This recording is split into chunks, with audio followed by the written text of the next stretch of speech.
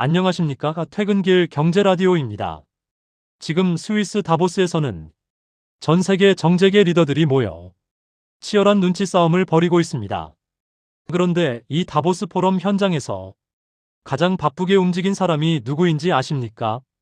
바로 마이크로소프트의 창업자 빌 게이츠입니다. 빌 게이츠가 다보스의 그 수많은 인파를 뚫고 급하게 만난 사람이 있습니다. 바로 한국 HD현대의 정기선 부회장입니다. 도대체 왜 만났을까요? 단순히 인사나 하려고 만난 게 아닙니다. 빌 게이츠가 설립한 원자력 기업 테라파워와 HD현대가 손을 잡고 지금 전 세계 에너지 판도를 뒤집을 엄청난 프로젝트를 준비하고 있기 때문입니다. 오늘 이야기는 단순히 배를 만드는 조선업 이야기가 아닙니다. 중국은 기술이 있어도 신뢰가 없어 쫓겨났고, 러시아는 전쟁으로 스스로 무너졌고, 미국과 일본은 이미 제조 능력을 잃어버린 이 무주공산의 시장에서 오직 대한민국만이 유일한 대안으로 떠오른 17조 원짜리 해상 원전 시장 이야기입니다. 땅 위에 짓는 원전은 이제 끝났습니다.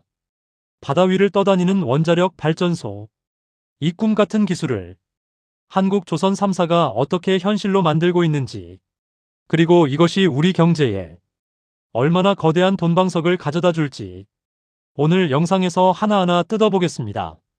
본격적인 이야기 시작하기 전에 구독과 좋아요 한 번씩만 부탁드립니다. 여러분의 응원이 더 깊이 있는 분석을 만드는 힘이 됩니다. 자, 먼저 질문 하나 드려보겠습니다. 원자력 발전소 하면 어떤 이미지가 떠오르십니까? 아마 바닷가 근처 거대한 돔 건물이나 하얀 수증기를 뿜어내는 냉각탑이 생각나실 겁니다. 그런데 이 육상 원전 하나 짓는 게 보통 힘든 일이 아닙니다. 부지 선정부터 주민동의 받고 환경 영향 평가하고 실제 건설에서 완공하기까지 얼마나 걸릴 것 같으십니까? 빨라야 10년이고 보통 15년 이상 걸립니다.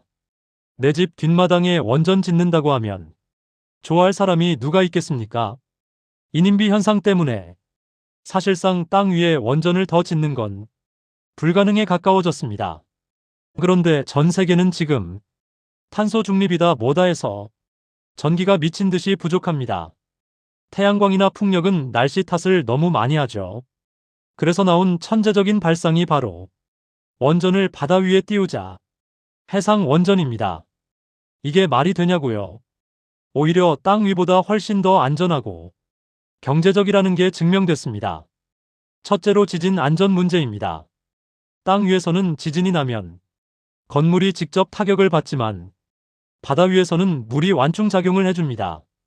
마치 물침대 위에 누워있는 것처럼 지진 충격을 바다가 다 흡수해버리는 겁니다. 천연 면진 장치인 셈이죠. 둘째로 건설 기간입니다. 이게 진짜 핵심인데 한국 조선소들은 레고 블록 조립하듯이 배를 만듭니다. 모듈러 공법이라고 하죠. 원자로 따로 만들고 선체 따로 만들어서 마지막에 도크에서 딱 끼워 맞춥니다. 이렇게 하면 10년 걸릴 공사가 단 2년 만에 끝납니다. 건설 기간이 5분의 1로 줄어드는 겁니다.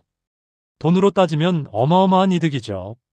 그럼 이 좋은 걸 왜 다른 나라들은 안 하고 있을까요? 못하는 겁니다. 지금부터 그 이유를 정확하게 짚어드리겠습니다. 원래 이 해상 원전 기술, 러시아가 먼저 시작했습니다. 세계 최초의 해상 원전도 만들었고요. 그런데 우크라이나 전쟁이 터졌습니다.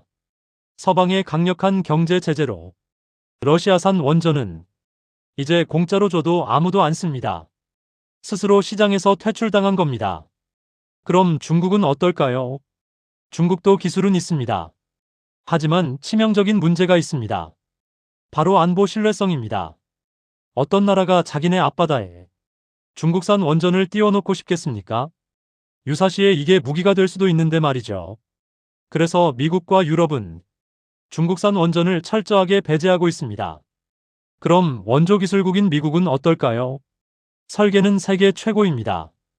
빌 게이츠의 테라파워나 뉴스케일 파워 같은 회사들 기술력은 정말 좋습니다. 문제는 만들 공장이 없습니다. 미국의 조선업은 이미 수십 년 전에 경쟁력을 잃고 다 무너졌습니다.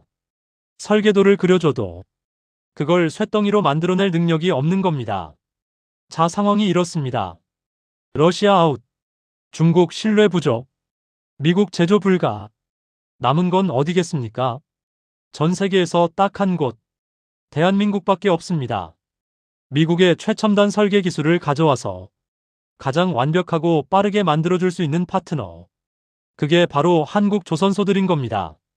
이 기회를 놓치지 않고 우리 기업들이 어떻게 움직이고 있는지 구체적으로 살펴보겠습니다. 삼성중공업과 HD현대 그리고 한화오션. 세 회사가 전략이 완전히 다릅니다. 이게 아주 흥미롭습니다. 먼저 삼성중공업입니다. 삼성은 바다 위에 떠 있는 발전소, 파워바지에 집중하고 있습니다. 엔진 없이 바다에 둥둥 떠서 전기만 만드는 바지선입니다. 덴마크의 시보그라는 회사와 손을 잡고 용융염 원자로라는 신기술을 도입했습니다. 이게 뭐냐면 핵연료가 이미 액체 상태로 녹아 있어서 사고가 나도 굳어버리기 때문에 폭발 위험이 아예 없는 4세대 원전입니다. 삼성의 진짜 노림수는 따로 있습니다. 이 바지선에서 만든 전기로 바로 수소를 만들고 그 수소를 암모니아로 바꿔서 배에 실어 전 세계로 파는 겁니다. 이제 전선이 없어도 에너지를 수출할 수 있는 시대가 열리는 겁니다. 다음은 HD현대입니다. 아까 말씀드린 빌 게이츠와 손잡은 곳이 바로 여기입니다. HD현대는 발전소도 발전소지만 원자력으로 가는 배를 만들고 있습니다. 지금 전 세계 해운업계가 탄소 규제 때문에 난리입니다.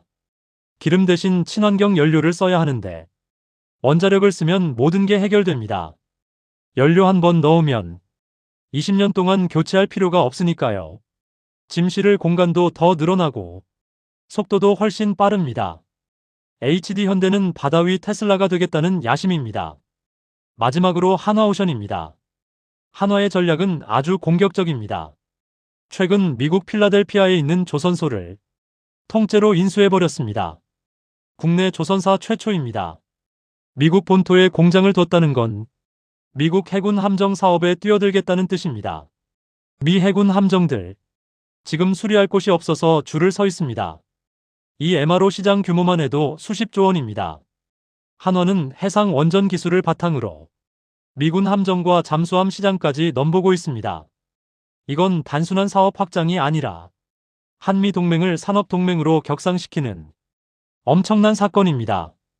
여러분, 1970년대 기억하십니까?